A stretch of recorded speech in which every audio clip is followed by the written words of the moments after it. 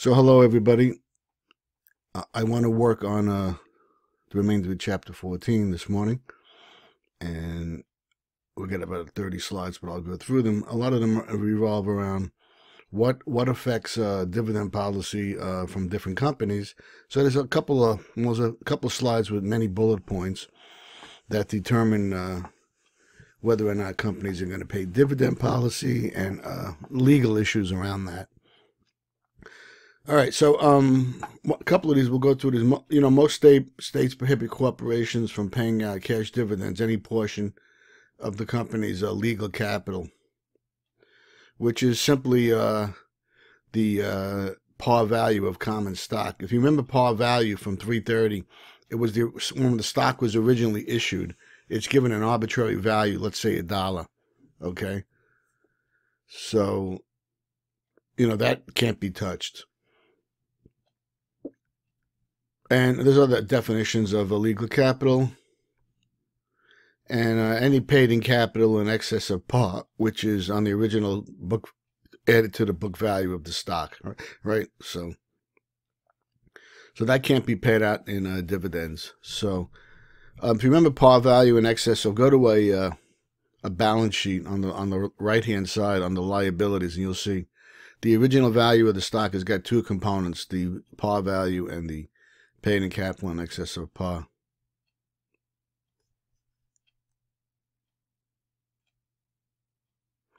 And this is done so they can protect creditors' claims, because ultimately this money can be used to, pay back the bondholders and the companies that lend them money.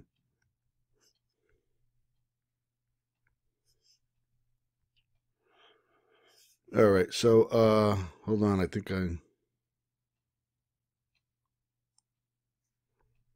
all right, let me get going here. All right, so here's an example of what we just talked about, right? So we got this Miller Flour Company. In states where the firm's legal capital is defined as the par value of its common stock, which is Miller Flour Company could pay out $340,000 in cash dividends without impairing its capital. In states where the firm's legal capital includes all paid-in capital, the firm can pay out only $140,000 in dividends. So here's the retained earnings, right? So this is basically untouched in some cases, right? So right, in one case they would be able to pay out this plus this, the paid-in capital, and in another case only this, right? If both of these cannot be touched, okay. So I just wanted to make that clear. There's some legal constraints, and each state is different.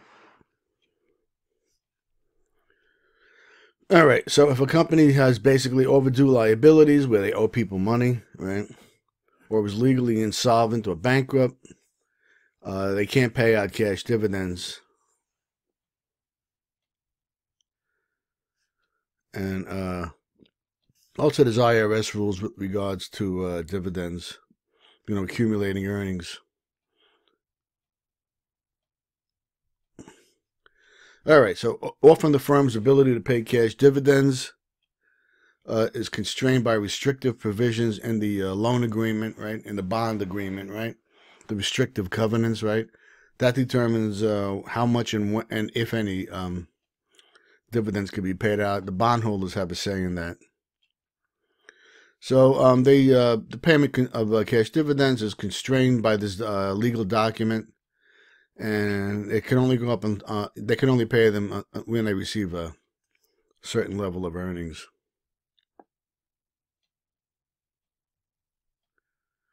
All right, so a growth firm is likely to have to depend heavily on internal financing through retained earnings, right? So a growth firm most likely won't pay dividends, right? They'll retain the earnings. So as you can see, they'll only pay out a small percentage or nothing, like Google does. I think Google can afford to pay dividends now, to be honest with you.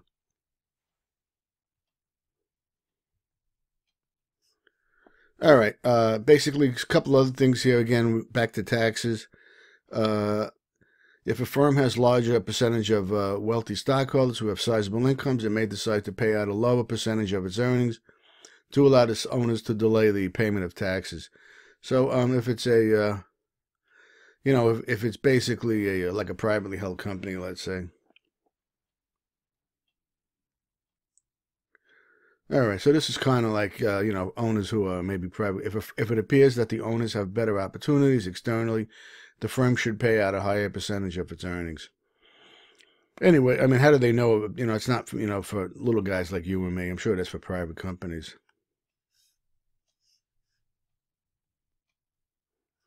All right, so there's a theory, and it's called catering theory, and it's a theory that says firms cater to the preferences of investors, initiating or increasing dividend payments during periods in which high dividend stocks are appealing to investors. Like right now, a lot of people are looking at high dividend stocks because the market's going down, right? As you know, capital gains have dropped, and they're looking for a stock that they're going to make money somehow. They're not going to make it in the bank. So, all right, if there was a ratio back in Business 330, if you remember, and it's called the dividends payout ratio. And this indicates there's a percentage of each dollar earned that a firm distributes to the owners in the form of cash. So they just take the dividend and divide it by the earnings per share. And you see that in earlier chapters if you want to go back and look at that. I think it's chapter 3 or 4. All right, so here's a example, right? Peachtree Industries, a miner of potassium, has a policy of paying out 40% of earnings in cash dividends. In periods when a loss occurs, the firm's policy is to pay no cash dividends. All right, so here's the earnings per share, and you see dates of loss, right? No dividends, loss, no dividends. So when there isn't a loss, right? 40% is $1.20, right? 40% of that is that. If you do the math, 40% of $2 is 80. Okay.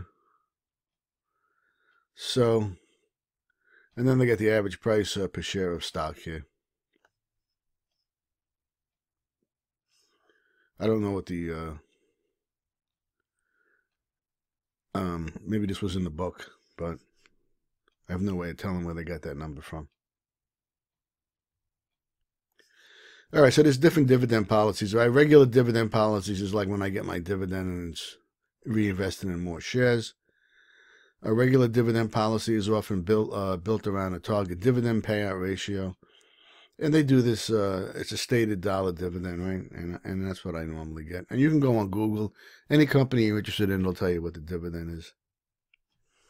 And here's some interesting ones. Here's Woodward Laboratories. And, this is their earnings per share. Here's their dividends per share. And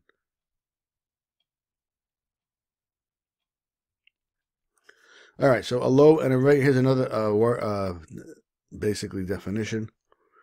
A low, regular, and extra dividend policy is a dividend policy based on paying a low regular dividend supplemented by an additional extra dividend.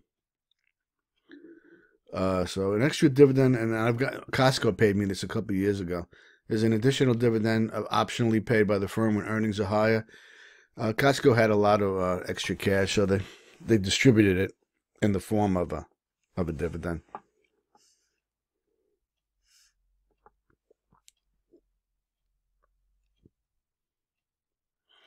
All right. So the other forms of dividends is a stock dividend, and is the payment to existing owners of a dividend in the form of stock, and they just get additional shares. But I always get additional shares everywhere because I told my online brokerage account to just take my dividends and buy additional shares.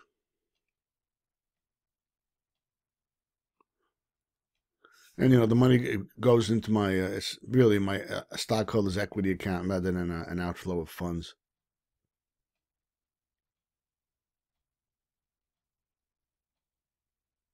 But this is a little different, right? This is slightly different, but one is being done by my brokerage account. This is being done with the company itself, right? It's a direct transfer. There's no cash distributed. So here's an example of that, right? The current stockholders' equity on the balance sheet of Garrison Corporation A distributor of prefabricated cabinets is shown on the following table. And here you see the paid-in capital in excess of par, and here's the par value, $4, right?